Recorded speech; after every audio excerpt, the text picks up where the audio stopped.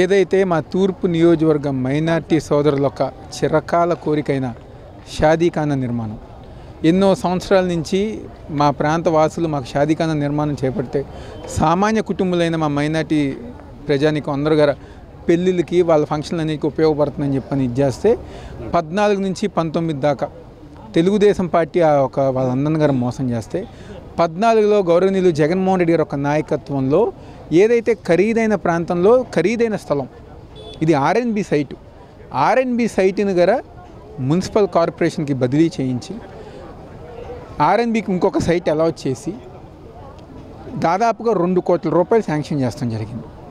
మా హయాంలోనే ఏదైతే ఈ 2 స్లాబ్లు ఎన్ని గారో పూర్తి చేసాం. ఎన్నికలు వచ్చినాయి. కూటమి ప్రభుత్వం అధికారంలోకి వచ్చిన తర్వాత ఒక్క ఇటుక ముగ్గర పేర్చలేదు. ఎవరైతే కాంట్రాక్టర్ ఉన్నారో తనని ఇబ్బంది పెడుతున్నారు. నిర్మాణం చేపట్టకుండా ముందుకు తీసుకెళ్ళకపోతున్నారు.